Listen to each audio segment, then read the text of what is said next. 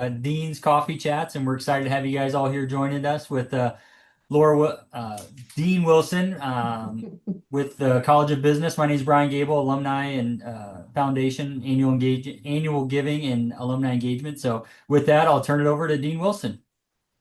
Well, it's great to have you here today. As Mike asked, for a little bit of an update about the transition for the new dean. The information about the new dean has not come out public yet. It's just right now it's focused internally. We know about the transition. We know when the transition is going to take place.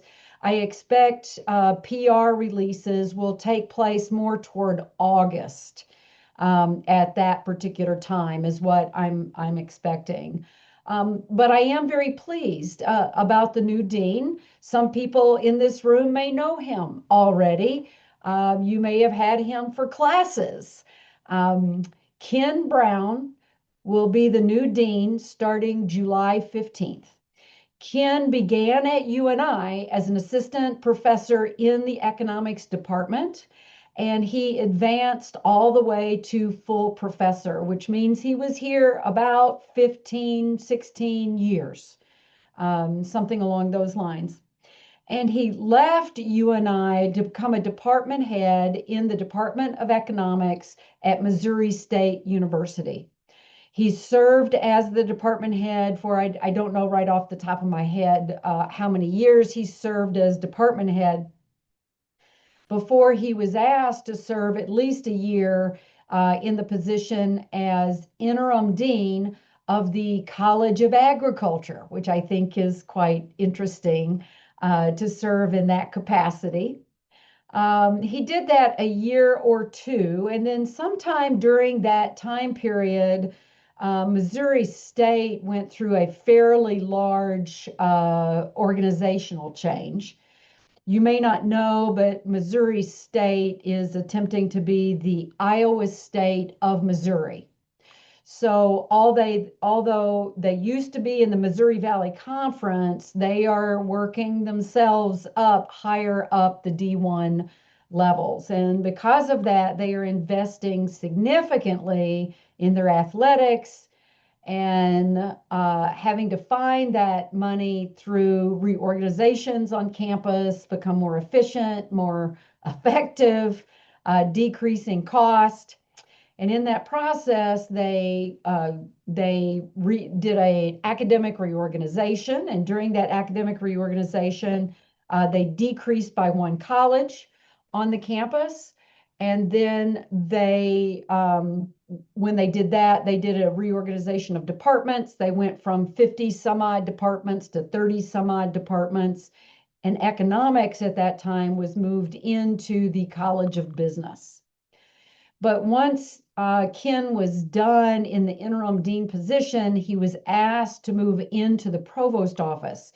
So now he has spent the last several years in the provost office, leading strategic planning for the academic side of the organization, doing evaluations on strategic planning, and generally helping the provost manage Missouri State University.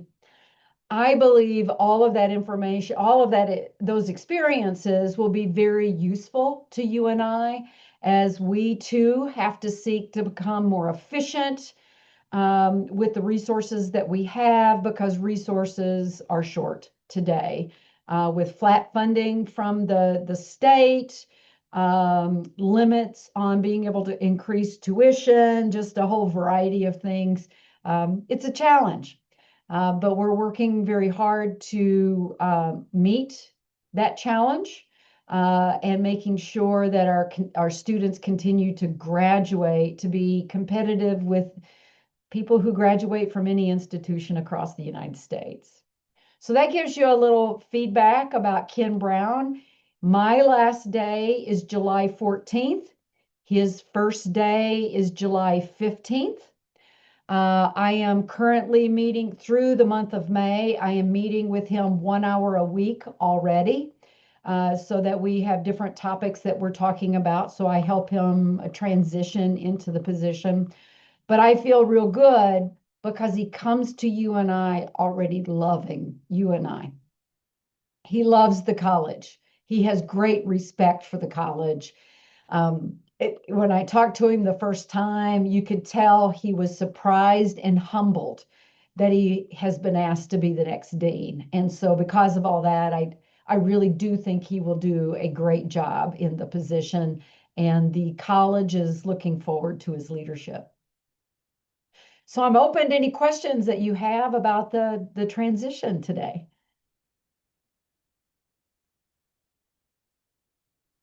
I see Mike's lips moving. Did Joe toss his name in the hat? Um, I don't believe so. I don't believe so.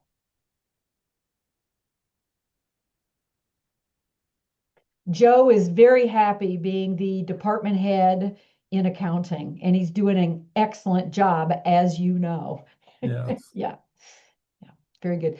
I'm happy because the new dean inherits an outstanding leadership team, really outstanding leadership team. And I am thankful that it was Farzad Mousavi that I inherited a very strong leadership team from. There's been transitions and turnover since that time, but we've maintained the same culture. And it is a culture of respect, a culture of, we feel free to disagree, but when we leave the room, we continue to be friends and colleagues. And so that's the environment that Ken will be stepping into. And he has shared with me that is not the environment he stepped into when he went to Missouri State. So he's happy about what he hears. Leslie, you've done an amazing job, obviously, throughout the tenure you've had. What do you think is his biggest opportunity, or what's kind of some low-hanging fruit that he can maybe come in right away and either continue you or have some impact that, our alums and donors might be able to see quicker than we think? Is there anything kind of right there ready for him to knock it out with? Well, I think part of it is going to be continuing to lead the curriculum transitions that we have implemented for this next year. There's been a number of changes that have taken place, and they've been very positive. And especially the one that had to do with artificial intelligence, we got it through much faster than expected. So I am hoping that he is working this next year, working closely with our marketing manager to elevate the new curriculum that we have coming forward. So we hope that becomes an opportunity to draw more people from the surrounding states, as there are few institutions that are now offering in business colleges a focused curriculum on artificial intelligence. So we're ahead of the curve there. Now it's a matter of, can we take advantage of that? And because of when everything was approved, we really didn't expect to see much of any kind of a bump this coming fall. If we're going to see anything, it's because of what happens this next year. So I hope there's some positive results there.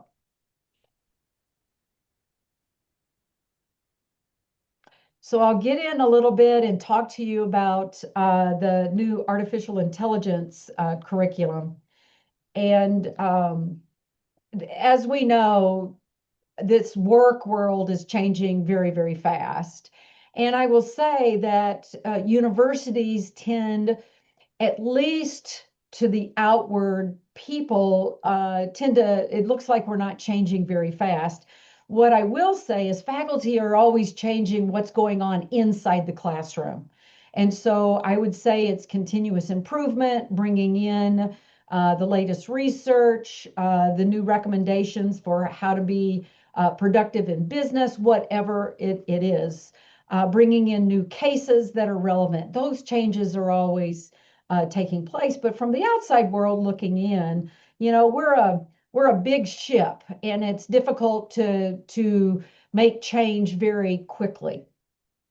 But one change, curriculum change that we made very quickly is this the advent of our artificial intelligence curriculum.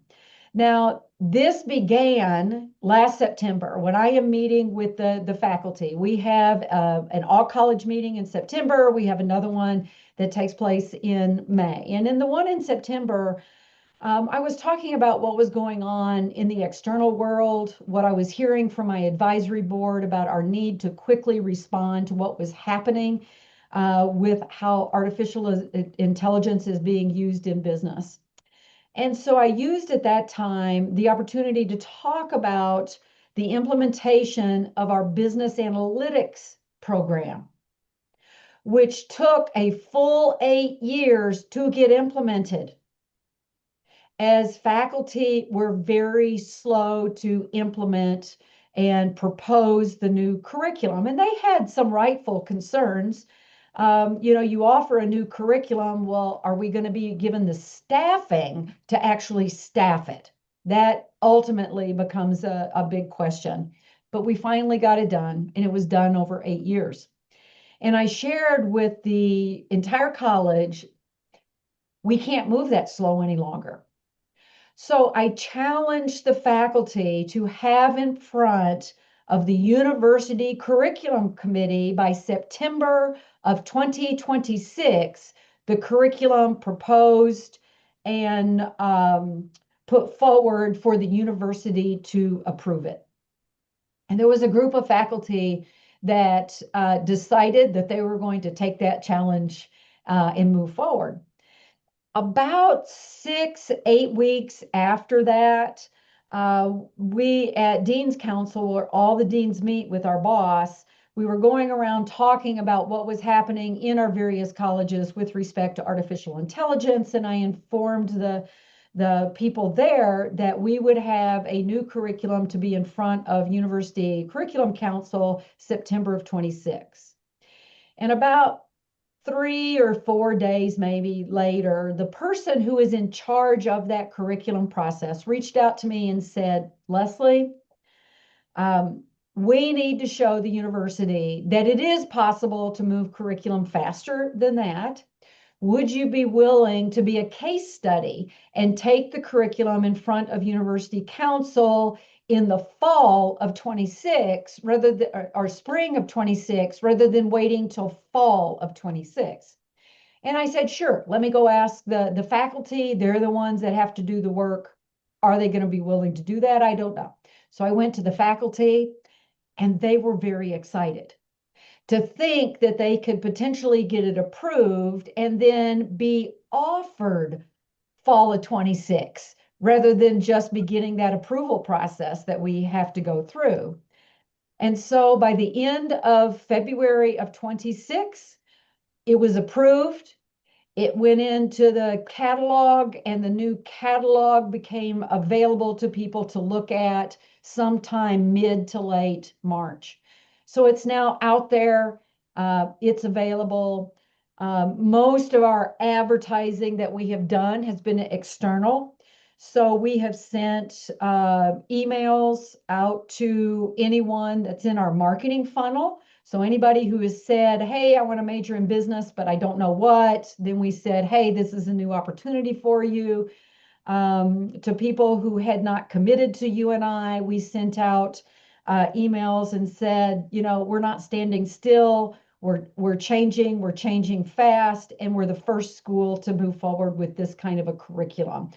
And there were some other changes that took place in other colleges, and we bragged about all of those changes, showing that UNI is responding to what is going on in the external world. So that's what's moving forward, and I'm really excited about that. The purpose of the curriculum is not to make them necessarily AI experts, but to understand and the tools that are available, and then how to craft solutions, business solutions that are built on AI models of some sort, because that's the way that the business world is going. The other thing I'm very proud about that's in this curriculum, any of you who went through the business curriculum in the 80s, 90s, or forward, you took a class called Business and Society. And in that class, you focused on the law side of business, the laws that govern business. You also thought about the impact of business on society, and woven into that were conversations about ethics, especially when laws aren't quite clear as to what the legal behavior is, and you have some leeway there. How do ethics guide the decisions that are being made? And so that's essentially, for business students, the only class that weaves together law, ethics, and business impact on society. This curriculum has integrated in an ethics class, which is basically ethics, responsible AI, and business. So it's going to elevate this. I had the opportunity to meet with our Young Alumni Advisory Board, and they spoke to the problems that they face for having to make decisions about how AI is being used in their organization, and not really feeling that they have any ethical frameworks to guide the right and wrong with the implementation. So I'm very pleased that they have integrated that into the program. We also have an ethics certificate that will, not ethics, an AI certificate that will be available to all majors. And there is an ethics course integrated into that called Ethics in the Age of AI. It is available to any student who needs to fulfill the responsibility category of what we now refer to as Unify, but you may think about it as the general education program. So there's a responsibility component. There's a variety of different classes they can choose from. This will be one of the classes that they can choose to take. So at a high Leslie, level, yeah, Leslie, that's what's happening. I just was looking at that certificate, trying to get a little more. Talk through what it was like to work with the different colleges on campus, because it looks like, we've got philosophy and world religion with with that ethics class you talked about, and then it looks like an elective for comm. So is the College Mhm. of Business like leading from the front for AI, or where does it fit in because I know Dean Black's working on some things with Chads as well. Yeah, Like, there's a variety of things going on, and so the faculty, it was less the faculty who was reaching out for collaboration, but the department head in management, Atul Mitra.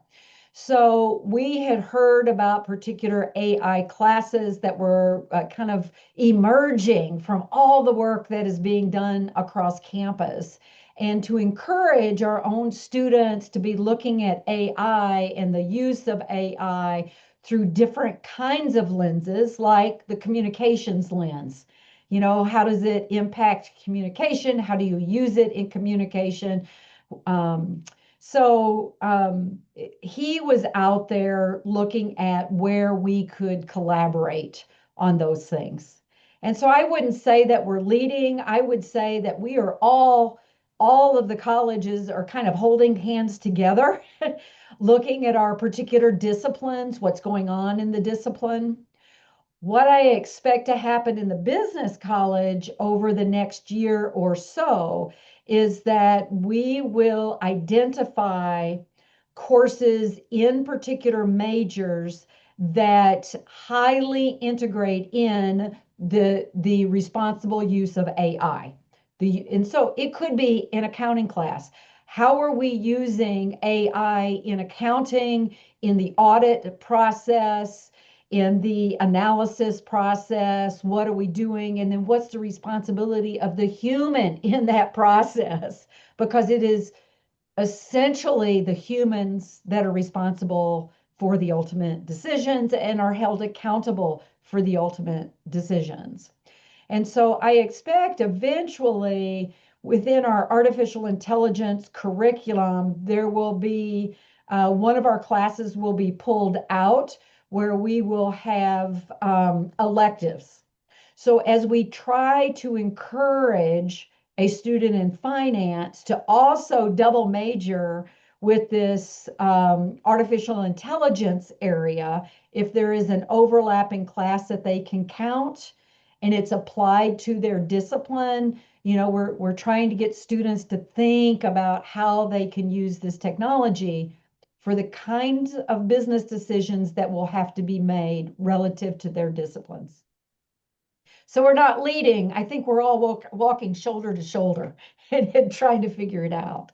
So thanks for the question, Brian. Yeah, and I think as a business grad and a long time sales development, Ryan and I were actually just talking this morning. It's like we want AI to be part of what we do, but the relationships, especially on a call like this, is like that's the secret sauce to so much business Yeah. success. So it's like try to figure out that human relational thing that we can be more efficient, we can learn more things quicker and faster, but to still sit across the room from each other and talk about your financial Mhm. services and talk about your accounting. Like I don't know. I just hope we don't go too far down the path where robots are doing Well, everything for we us. are concerned about that. I will say that we have a big challenge in education in general. Um, the data already shows that when you heavy users of AI, their critical decision-making ability atrophies. The data is clear on that. The more you use it, the less capable you become of critical decision making.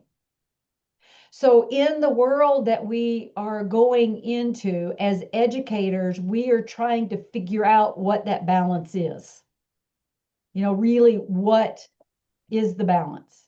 And it's going to be very difficult. And, these are kind of questions that have been around a long time.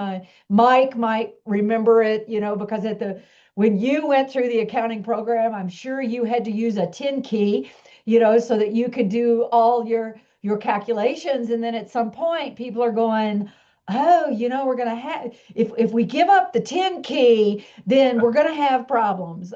As I went through engineering, we started having, the handheld calculators that we could use in the class. Oh, if they use the handheld calculators, they're not going to be able to do math anymore, blah, blah, blah. So as we go through these technology transitions, there are some things that we will lose. What we hope is that we don't lose what's most important. Learning how to make relationships, learning how to communicate face to face with others, being able to apply our critical thinking skills, being able to assess the output correctly that is coming from AI. Even within my leadership team, we used it the other day, asked a question two different ways, and ultimately got two different answers and recommendations out of AI based solely on how we asked the question. Nothing more than that.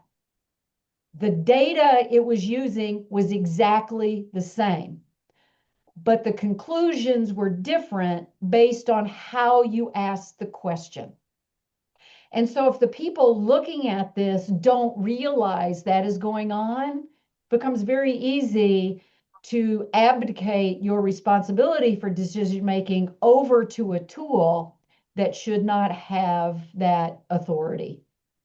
So it's very interesting what we find. Questions?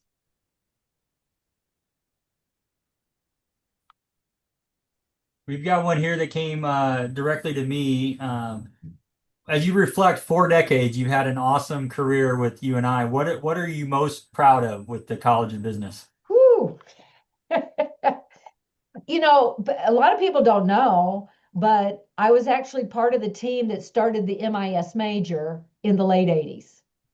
Okay. It was, at the very beginning of that. And I am proud that the MIS major continues to exist today, but it has obviously evolved a lot. It's still there. it's changed, and we continue to graduate students who are very prepared for that world. And I think I become most proud when I get a letter from one of those individuals that talk about, and I did not very long ago when I was writing my letter to send out to everybody, letting them know that I'm going to retire. I had received a letter from an alum who said, I'm getting ready to retire, and what you should know is that the class that you taught, where we were learning basic programming, so this had to be the 80s. He said it started my career trajectory. So I am retiring, having been, his career ended up being IT, although he wasn't necessarily an IT major. And I think that is what I'm most proud about when I see the alumni in the room who are standing side by side and are competitive with graduates from anybody in the world. That's what I'm most proud about. That's what I'm most proud about. And continuing to nurture a culture where faculty have student success being their primary focus. That is their primary focus.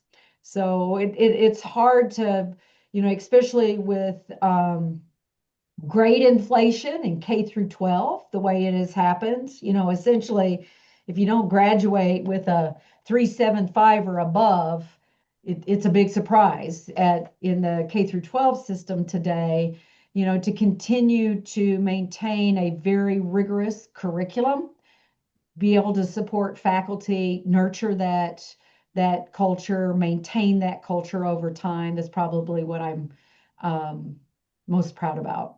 Oh, Amber. Amber's son is entering the business analytics AI program in the fall. Yes. Yes, Amber, that's So great Leslie, news. we'll maybe end on this. I've been asking the other deans, graduation's next week, and it's been a long summer and a long year, and everybody thinks we get the summers off, but we don't. It's just back to planning and all that type of stuff. So we've been asking others, what they're excited for and what they're working on for next year. But what's your first big retirement thing? You don't have to worry about any of this stuff in the fall. Like, again, your great career is coming. So Yeah. so what's first on the bucket list with retirement? First on the bucket list is 4 weeks on a lake down in Arkansas where my kids are coming at different times. You may not know, but I'm a mother of 5 women who have all been extremely successful. We've got, grandchildren starting to come as well. So being able to spend more time with them, I'm really looking forward to that. And what people don't know, kind of a side hobby I've had for a while is scrapbooking, which is now pretty much all digital. So I end up creating scrapbooks that are basically books that my grandchildren read about themselves or, whatever it happens to be. I also have been known for the wedding videos I have put together for each of my kids' weddings. And I've decided that the next thing for me to do is actually learn how to use actual video editing software because right now I do everything in PowerPoint. People can't believe what I produce in PowerPoint, but everything is in PowerPoint. So I've been told by Matthew Wilson in particular that it is now time for me to graduate. And so when you spend 8 hours a day on a computer, it's hard to go home and work on your hobby that again gets at the computer. So now I'll be able to kind of continue that hobby somewhat and work on the computer and do some things that use my creative outlets. So I'll be doing that. I love it. Well, thank you again for your tremendous work with the college, and thank you for all that joined today. And we wish you nothing but success in retirement. And we thank all the alums and donors on the call. And go Panthers! Yeah, thank you for coming today. I appreciate it. Yeah, bye bye.